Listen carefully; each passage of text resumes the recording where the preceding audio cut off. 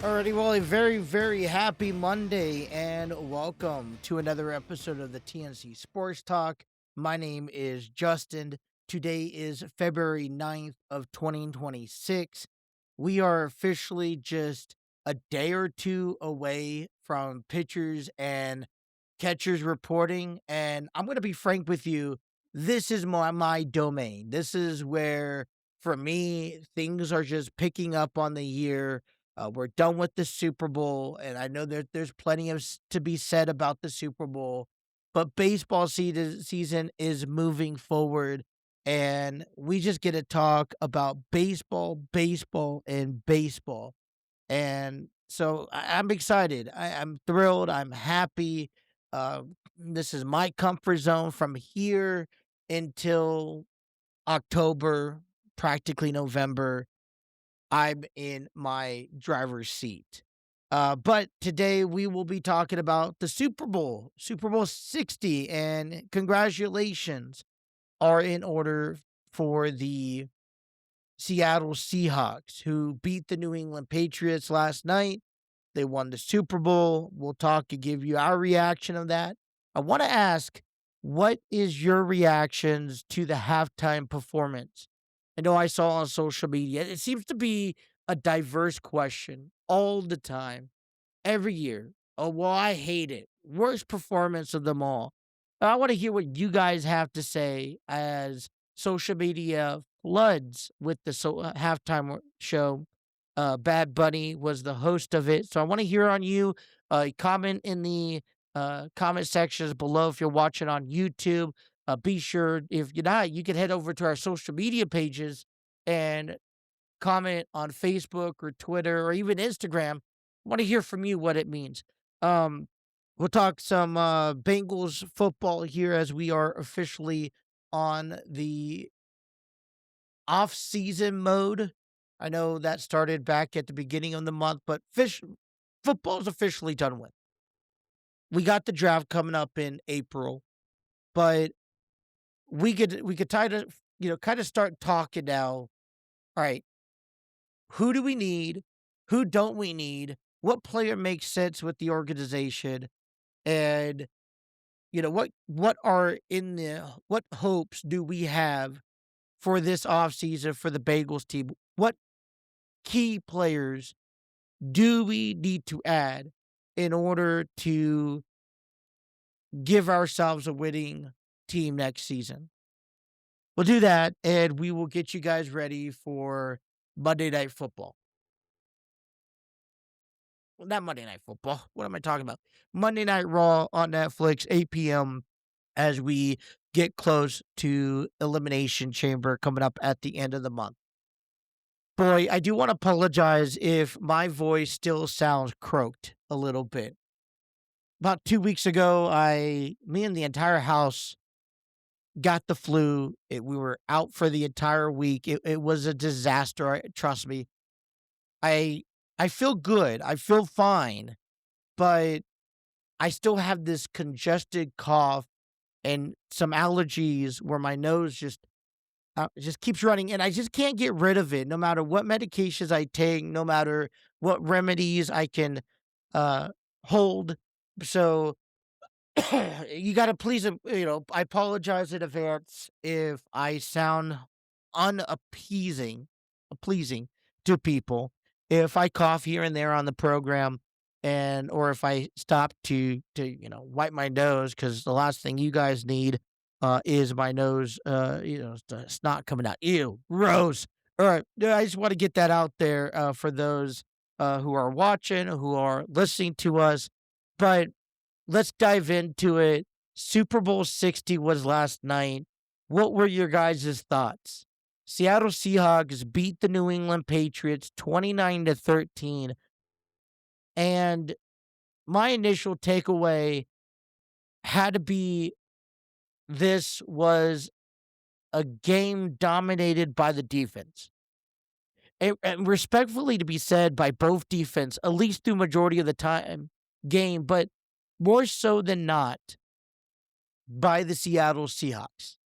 It didn't matter if they sent 3 pass rushers, 4, if they blitz 5, 6, 7 guys, that left side of the Patriots offensive line was horrific. And it showed. It distracted Drake May. It got the best of Drake May. It forced him to get out of pocket and to reset. You saw the struggles, not just hearing it from the broadcast team. You saw the struggles that the Seattle Seahawks' defense brought to the table in each and every play. And it forced, the Patriots tried to get a run game early on, but it was stopped. So we tried to get a passing game going, and it seemed like the only connections that Drake May could connect with were receivers or running backs behind the line of scrimmage because he could see them. I'm not, and I don't want to. Well, I mean, I guess we can. Let's blame the offensive line for the poor performance of Drake May in last night's game. This was where within 3 seconds, a pass rusher from either side of the ball got to Drake May, forced him to move out of pocket, forced him to not really see the play develop, not be able to watch the play form. And maybe if you have a tight end that's cutting across the field, he didn't have no time to read any of that, and that affected it. And when he moved out of the pocket, he had to reestablish himself, and he didn't get a lot of time to do so. And it showed. He was sacked several times, threw a couple interceptions, a couple fumble recoveries, and it ultimately led to the Patriots losing last night at the Super Bowl. And so the credit goes to the Seahawks' defense, which stopped them. Now, there's credit to the Patriots defense. This was a field goal game all the way up towards the last quarter. Matter of fact, the Seahawks didn't score a touchdown until the fourth quarter. And, the Mike McDonald, the concept was simple. Get ourselves in scoring position. Let's not overthink it. Let's not overpressurize things. Let's just kick a field goal. And if he misses a few, we could readjust. But let's try to get as many points as we can. And even if that means we settle for a field goal, then that's what we do. So it's that cliche statement to every game, whether it's football, baseball, basketball, hockey. It's the team who makes the least amount of mistakes who is going to win. Because let's face it, Sam Darnold didn't really do much to highlight or to showcase the Seahawks' offense in last night's game.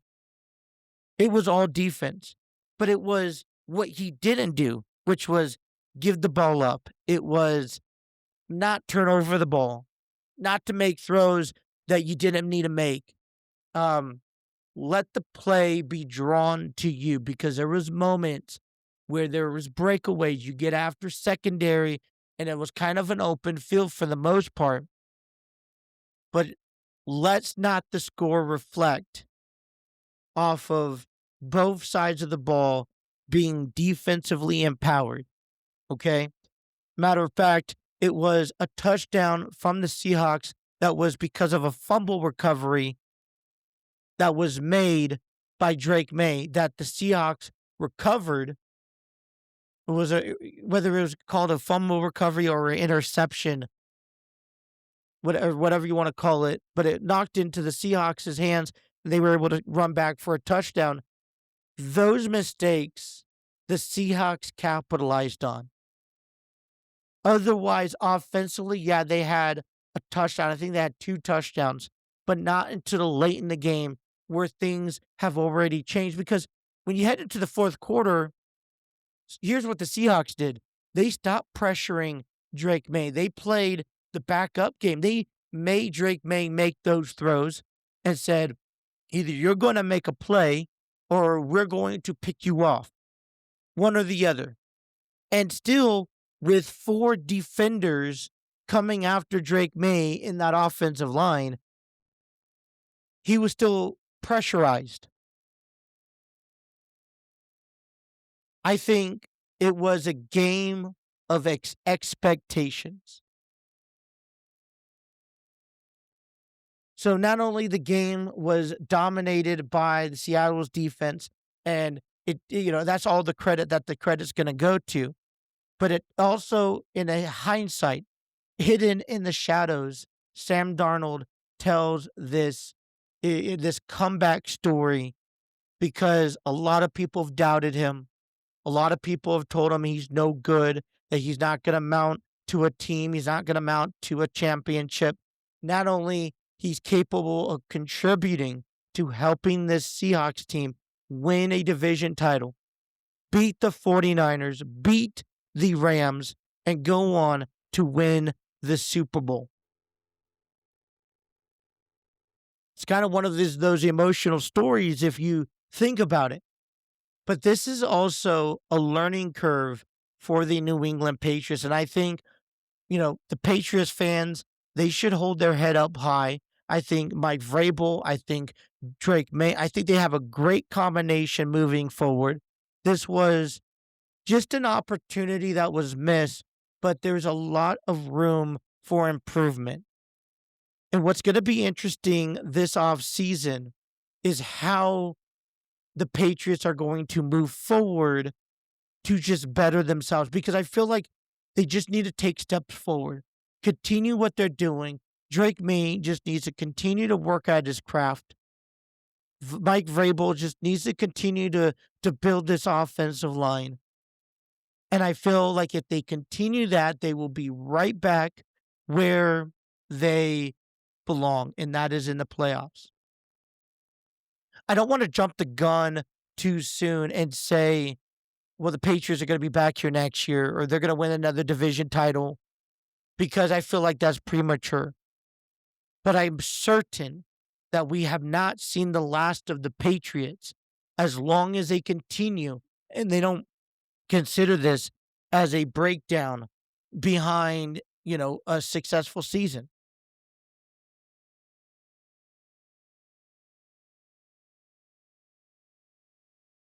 Sorry, I'm taking this time to kind of reset myself. Um, but no, congratulations to Mike McDonald. I think it's now an emphasize that these young head coaches that are coming into the league are prevailing at the most highest standard. I think the Seahawks is a team, and that's another team that I'm worried about. What's the future hold for Sam Darnold and for a lot of these players? But they're a team that looks like they could take it back for another year. And if the Seahawks are back to the Super Bowl again, wouldn't you like to see it?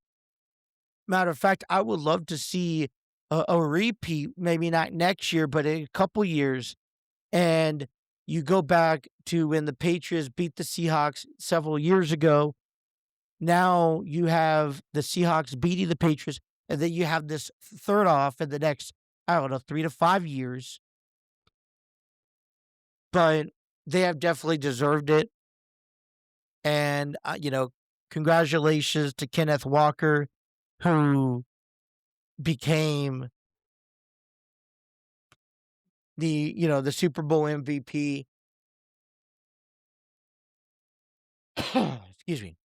But this team, this game, I think was what we envisioned it to be. I thought it was a little bit more high scoring, but just right around the points where I expected it to be.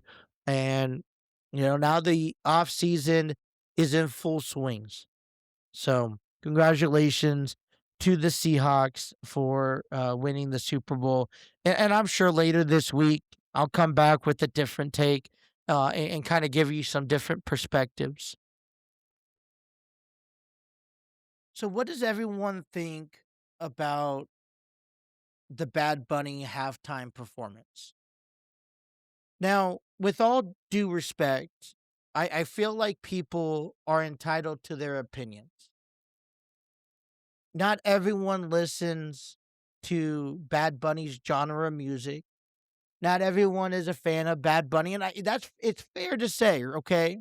I grew up a lot of country, and I'm, still growing in my music, genres, and I'm just learning so much as I've grown up. But everyone's entitled to their opinion. It's fair to say. And yesterday was a whirlwind of performances. I mean, you had the tailgate performance. You had Charlie Puth, which I love the national anthem, and I think he knocked that out of the park. I'm not one to believe that the national anthem needs to be stretched out or altered in any way, shape, or form. And so it kind of bothers me when someone tries to do that. Just sing the national anthem for what it's worth.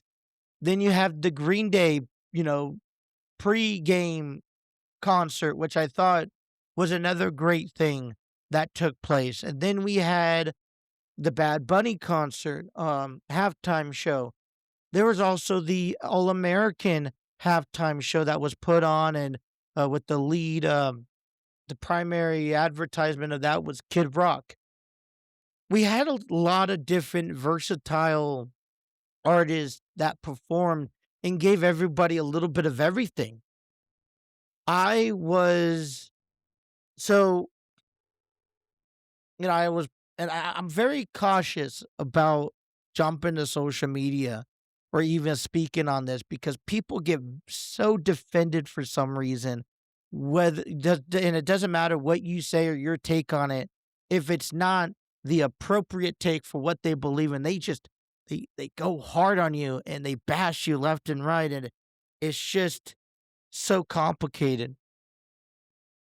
But there was parts that I liked about the performance, and there was parts that I just wasn't so pleased about. Now, keep in mind, I went into this with an open mind. I know Bad Bunny through the WWE over the past few years. And I understand that the NFL wants the top performers and artists to be performing to draw the most attention. Completely understand that. To me, I struggled on trying to connect Super Bowl 60, the Seahawks, the Patriots, even Levi Stadium in Santa Clara to Bad Bunny. It would have made more sense if he was on a performance in Miami or in Tampa or in Jacksonville. Okay. So I just struggled a little bit trying to find that connection. And that just, I kept an open mind, but it was difficult. We got to the performance. And the one thing I absolutely loved out of this performance was the choreograph, the performers, the setup, the camera angles. Now I have to say what I probably least like about it, and it's not so much because I didn't like it. It was so much because I couldn't in time. By the time I found an alternative point to view this at, it was already over with. I wish the NFL would have took initiative in providing some sort of captions for the performance. I don't speak Spanish, and I'm not saying nothing against Bad Bunny speaking Spanish. I think these songs, I just didn't know them. I don't know his music as well.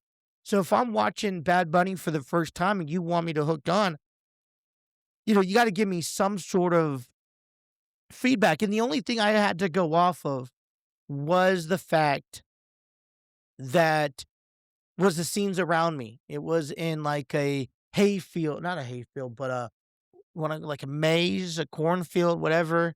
Uh, and then you have different setup points. But I didn't really understand what he. I mean, I love the vibe.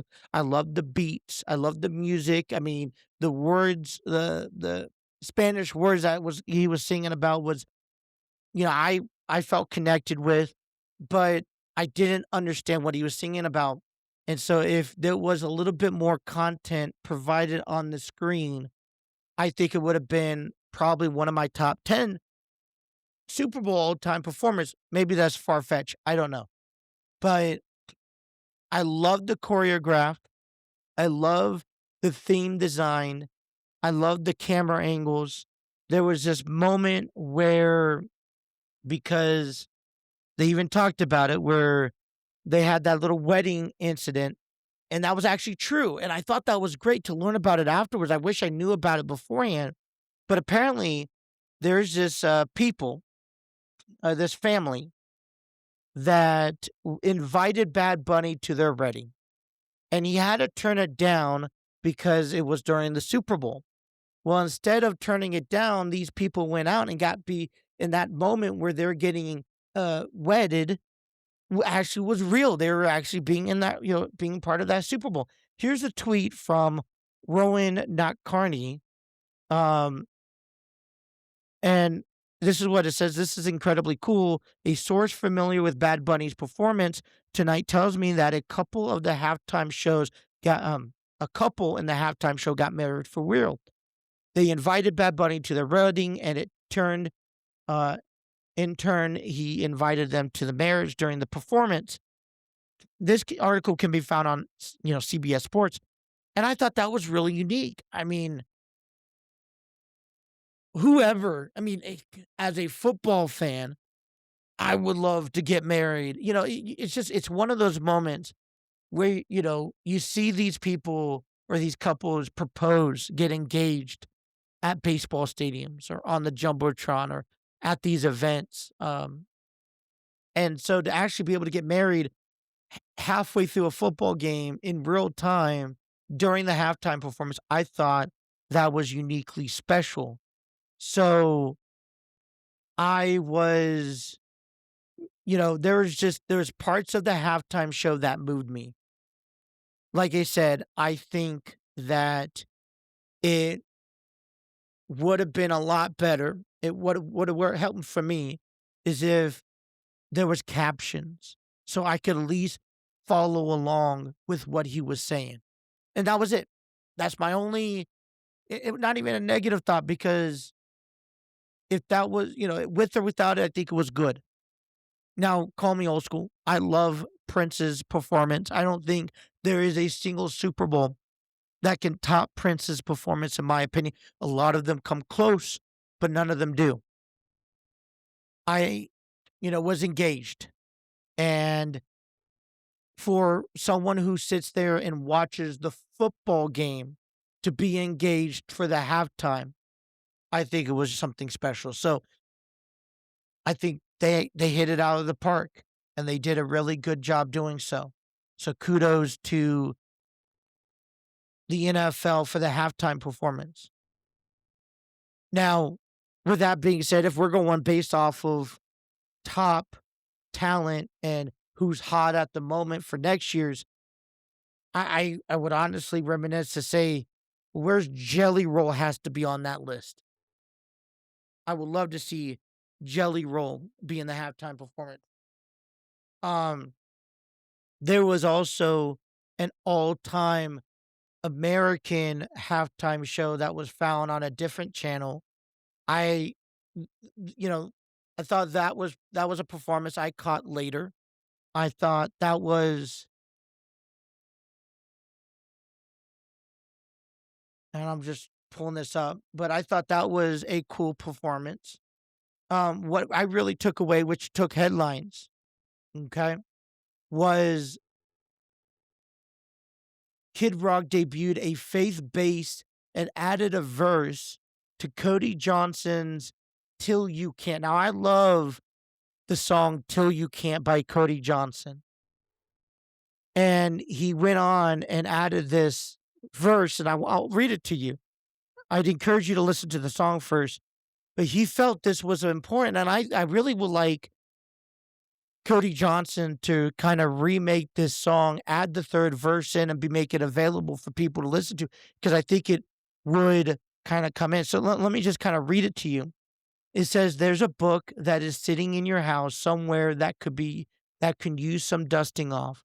There's a man that died for all your sins hanging from the cross. You can give your life to Jesus and he'll give you a second chance till you can't. Now, I'm going to do something on this show I've never really done because I love the song and I'm just kind of like, how do you pour it in together? So bear with me. It's going to probably sound corgy or quirky, but I'm going to give you my best shot of singing this verse a little bit. But this is how it goes. There's a book that is sitting in your house somewhere that could use some dusting off. There's a man that died for all your sins hanging from the cross. You can give your life to Jesus and he'll give you a second chance until you can't. All right, that's enough for your today.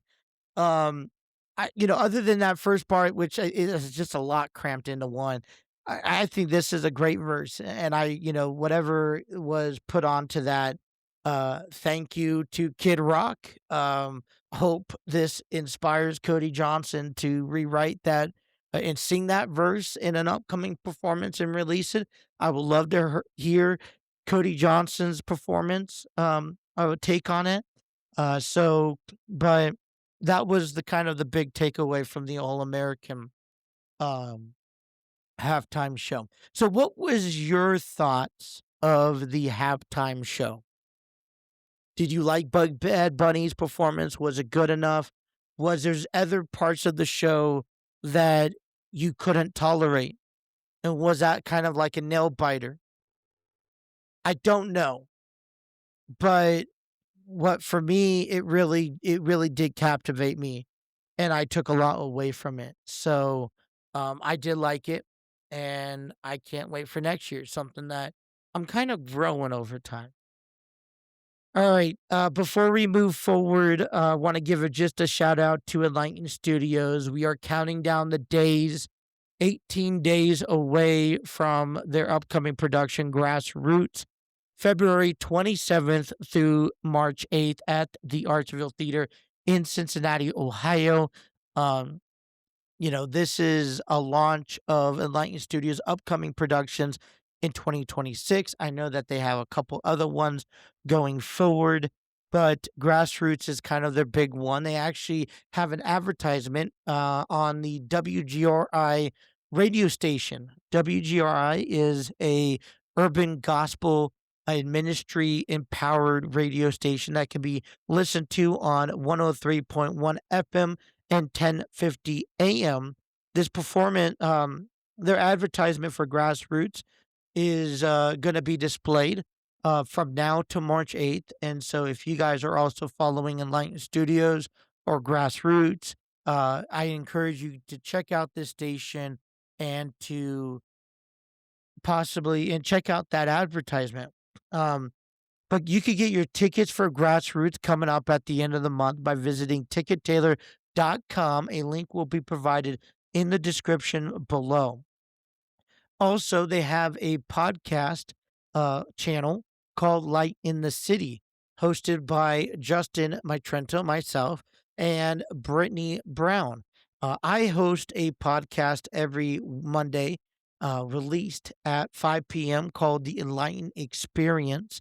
It's a podcast providing news, updates, current events, lingering around Enlightened Studios, the performing arts, and the local community. They in our upcoming episode, we have talked about the WGRI radio announcement, as well as the return of Dinner with a Few Sides of Drama, which will premiere at the Fairfield Community Arts Center in November. We also highlighted some local events going around the Cincinnati Public Libraries, and one of those events is the reopening of the Walnut Hills Library branch. And that will be going on this Saturday from 10 a.m. to 4 p.m. We like to invite you out there to join the ceremony. And I don't know what the plans or the schedules are, but I think if we can, one of us from Enlightened Studios will also be there. So we'd encourage you to say hi to us. Um, But that is going on. Brittany has a great podcast series going on talking about theater, Cincinnati performing arts.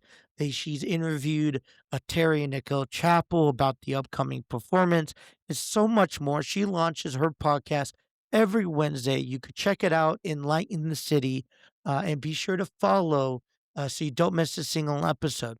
Also, you can, if it wasn't too much for you, please follow Enlighten Studios on social media. They're on Facebook, Instagram, Twitter, and TikTok, as well as Facebook, YouTube.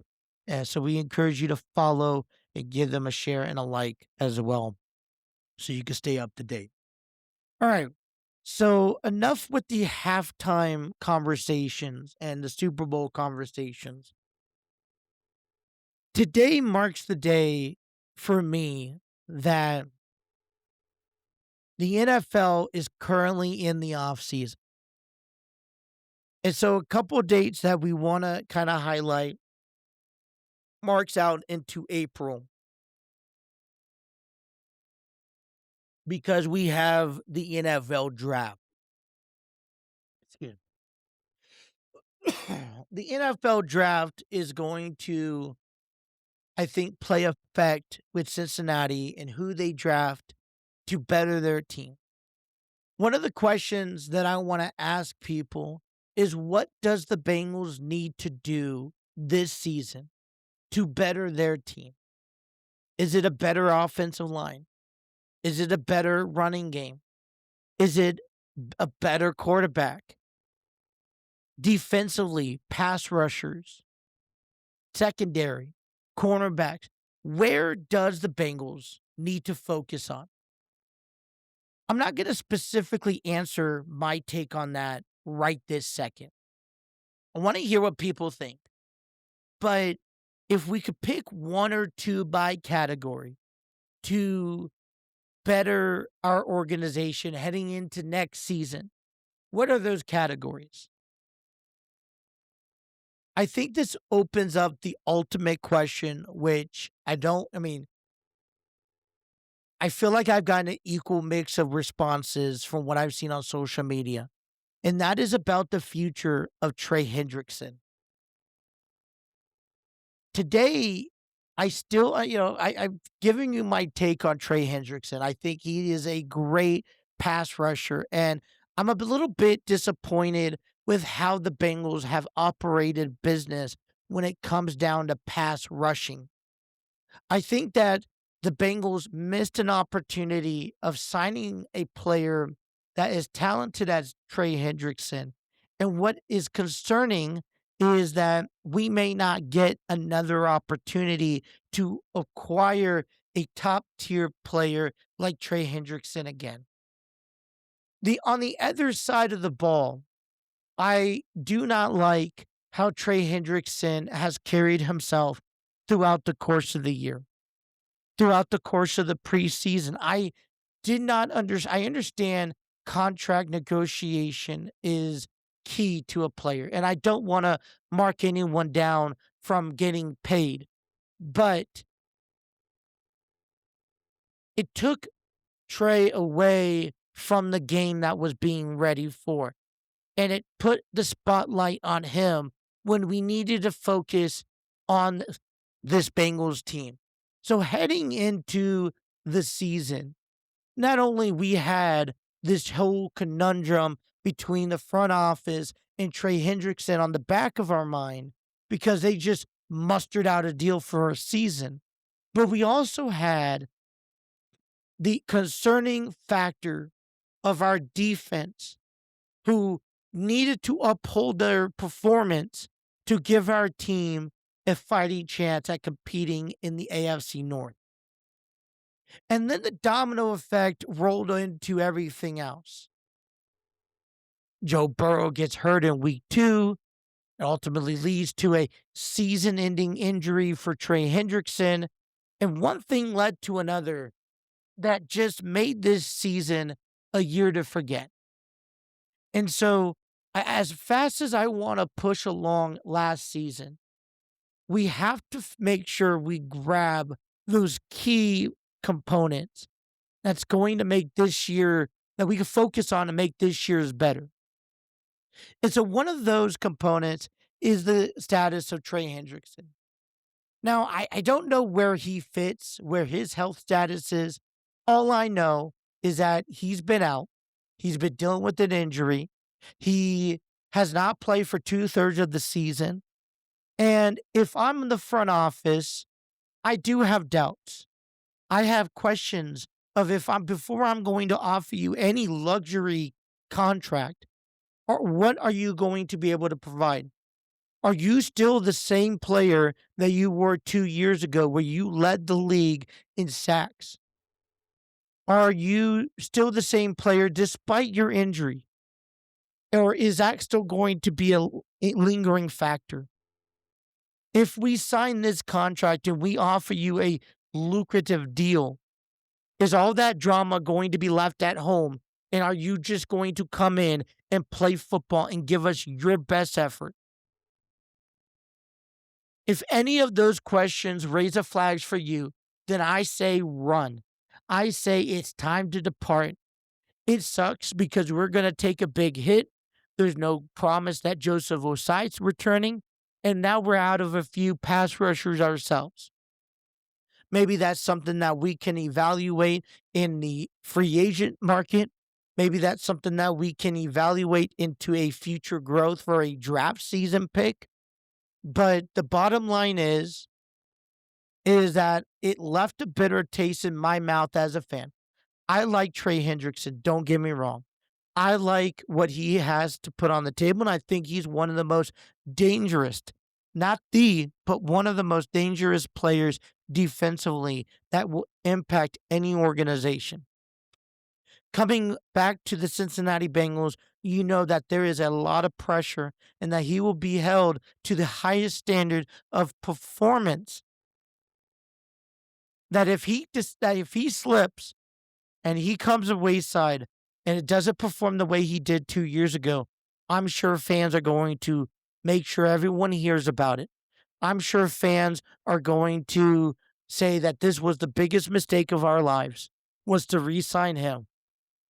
Maybe there is a team out there that could take some pressure off of him in the performance attribute, allow him to fit in with the shuffle, and then let him excel based off of what he has surrounding him.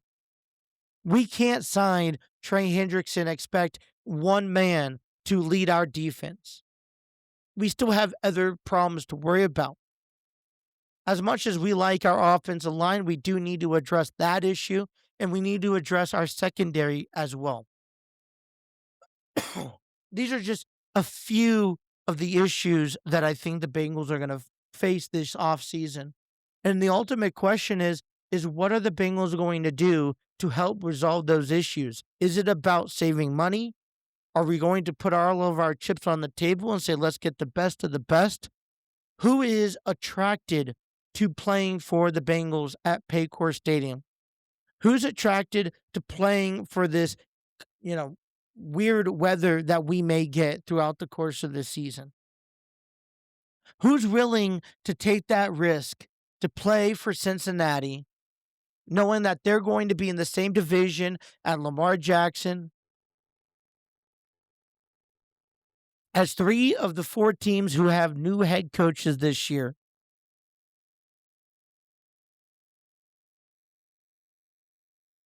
For me, those are concerning questions. Those are concerning factors. And so I'm eager to learn how we address this offseason. But I do think it doesn't come with Trey Hendrickson as a pass rusher for the Bengals this year.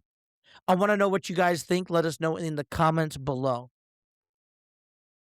All right, it's my favorite time of the year, you guys. It is baseball season. Catchers and pitchers report tomorrow. Games are just 2 weeks, so less than 2 weeks away. And then opening day is less than 50 days away. Think about that. We will host the Boston Red Sox on a 3-game series to kick off this 2026 campaign. I saw a report on Sports Illustrated that projected the Reds and gave us a percentage I wanted to share with you. The Reds are expected to make the playoffs, and they have a 19.4% chance. Their chances of winning the National League Division Central Division is 9.2%. The chances of winning a World Series is 0.5%. And the projection for the Reds win season this year is at about 78.5 wins. It's a bit concerning considering that we won 83 wins last year, and our ultimate goal is to get back to the postseason at any cost. But 78 wins to us doesn't give us an option to win, to even place high in the NL Central. Matter of fact, compared to the rest of the NL Central teams, the Chicago Cubs have a 44% chance of winning the division. Well, why not? I mean, they just added a guy like Alex Bregman to their roster. Milwaukee Brewers have cut half of their cut at 24%. I was looking at the Milwaukee Brewers. They just acquired Kyle Harrison for Caleb Durbin, a third baseman. And it's interesting to watch Milwaukee make these moves throughout the course of the offseason here because, we kind of understand their process. They will trade to redevelop prospects, but it's not like they have anyone available ready to be called up to third base. So did they make themselves room to add a new player to their roster with developing prospects down below? Or what are they thinking of? But the fact that they still sit at a 24% chance of winning the division also gives them a fighting chance of making a wild card spot. What's concerning me the most is the Pittsburgh Pirates come in at an 18.9% chance to sit in third place to win the NL Central. The Reds at 9.2, the Cardinals at 3.5. And as a Reds fan, it's a bit disappointment and a bit deceiving to see all of this kind of unfold. And the Pittsburgh Pirates just made some news earlier this morning as they have signed and taken a gamble on Marcell Ozuna.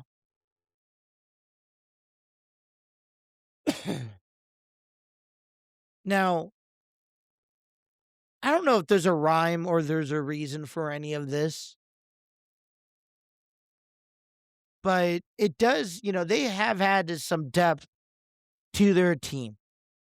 You got Paul Skeens, Mitch Keller, Bubba Chandler, Braxton Ashcraft, and I think that's a set of great guys there for Pittsburgh. Bullpen's looking okay. They got in the infield, first base, you got Ryan O'Hearn, Nick Yoke at second, Jared Triolo at third, Nick Gonzalez, Brian Reynolds, O'Neal Cruz. You also now throw in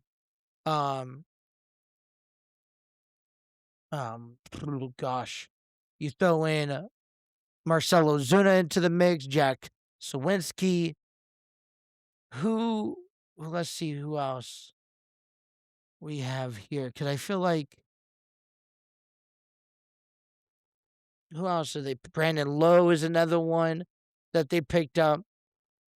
And when you look at comparisons heading into the NL Central of the offseason productivity, let's face it, the Pirates have done more than what the Reds have done. Maybe they're not top tier talent, but they're picking up more brand new names. So let's look back at what the Reds really got. They got Caleb Ferguson. They got Pierce Johnson. They picked up J.J. Bleday, Dane Myers, Eugenio Suarez. They re-signed Emmanuel Pagan. But is that it? The Reds? You look at this on list of who they're added, a lot of the guys, I think, we don't know what Dane Myers or JJ Bleday is going to bring to the table. We don't know what Pierce Johnson and Caleb Ferguson this season is going to be pitching like. And when it comes down to bullpen pitching, it's going to be a hit or miss, to be honest. We're at Great American Ballpark. It should be a fun ballpark to pitch at, but their numbers already always fluctuate when it comes down to the Reds, both home and away. Let's face it. They're inconsistent in the bullpen. I still think that's one thing we need to fight for. And listen, Pierce Johnson, Caleb Ferguson, Emilio Pagan, they're all influencing names. But let's be real. Where's the consistency? And we haven't seen nothing yet. And great. And I think, the Reds picking up Suarez was a big improvement, was a huge at-bat. But it was one player that we picked up. We really don't know what he's capable of coming into this year. We know what he's done in Arizona. We know what he's done in Seattle. We can only hope that he comes back to Cincinnati and have a better career than what he had when he left. Because when he left, he was batting 198. Let me remind you that, 198 before we traded him. There was a reason why we traded him. So with that being said, when we look at the NL Central, are we disappointed? I think I'm disappointed as a fan. I'm disappointed because I see the potential. I feel like we didn't make all the right moves that we should have made it to better ourselves. And I feel like that if we do wind up in fourth place, we do wind up in third place, because my expectations early on here in February is that this Reds team is going to be in second place, second or third at best. They're going to be a wild card winner. Okay, they're going to comfortably walk in. But projections are not having the Reds up there. And if that's the case, where did we go wrong? I think it starts with our offseason performance. And let's be honest, our offseason performance has not been the greatest. Alrighty, we're going to shift gears. I do want to know what you guys think. So where do you project the Reds now on February 9th to be placed in the NL Central? Do you have them above, or do you have them contending for a division title? Do you have them in a wild card spot? Has the offseason moves and deals and transaction been enough to catapult this team? Let me know in the comments. Alrighty. So some news coming out of WWE, according to PW Insider, is that Bron Breakkers has suffered an injury in his segment of Monday Night Raw back on January 29th when he flipped over the announce table in a fit of rage. It says that they were told that Breakkers was hurting during last Monday Night Raws when he flipped over the table. And by Wednesday, February 4th, it was determined that he would need surgery to repair the hernia. That decision pulled him from all immediate WWE plans. Breakkers has now officially been removed from all WWE travel. They were also told that by Wednesday, on February 4th, it was determined that he was going to require surgery for the hernia. Breakkers is officially off the road while he recovers. We are told that he is currently on no timetable on a return at the moment. And man, I think this sucks. It explains a lot. It explains a lot for his absence. It explains a lot for his Royal Rumble appearance. And it explains Adam Pearce's ejection for the building weeks ago. I think it's a hit. It's a tough hit too, because you got a rising star that the WWE is pushing. And it seems to me that the WWE is now going to have to maybe alter WrestleMania plans. I'm going to be honest with you, and I know times have changed. So when I don't think we're going to rush any of this. But I want, if Bron Breakker returns to in-ring action before WrestleMania, he has to be on 100%. Could he get there? Sure, these are athletes who are in incredible shape, but he's going to have to get there.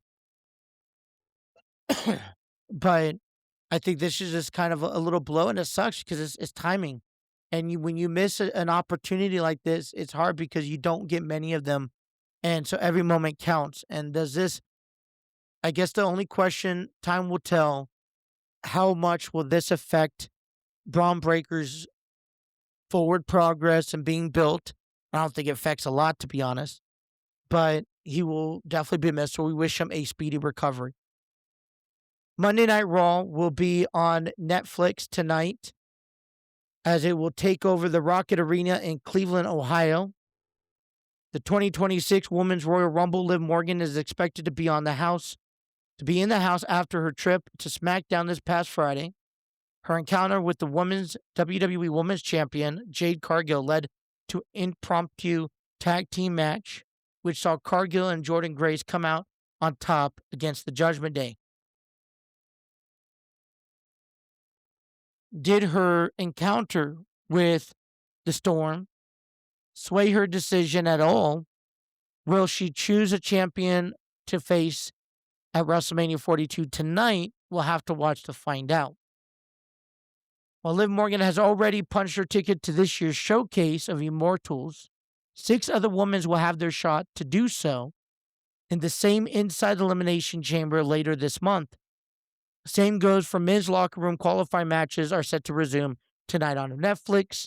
WWE has yet to announce who will compete and is said qualifying matches, but as found out, Friday night's match, Rhea Ripley will be one of the participants looking to join Tiffany Stratton in Chicago. Randy Orton is the only superstar as qualified for the men's Elimination Chamber match this fall. World Heavyweight Champion CM Punk is also expected to be on the show 1 week after an epic face-to-face encounter with Roman Reigns. We already know that Punk and Reigns will throw down at WrestleMania 42, or do we? Finn Balor is still in hot pursuit of the world title, and it appears inevitable that he and Punk will battle for the gold again soon. The WWE Tag Team Championships will be on the line tonight as the Usos defend their tag titles against the Alpha Academy, while Maxine Dupree is aiming to get her sweet revenge on Natty when they meet one-on-one. So that is what to expect tonight on Raw, and that is all the time I have for you guys. So we appreciate everyone for tuning in. Please hit that like, share, and subscribe button. Please follow us on our audio platform so you don't miss a single episode. Be sure to follow us on our social media pages. We're on Facebook, Instagram, Twitter, and TikTok. And until next time, you guys have yourself a wonderful evening. Take care.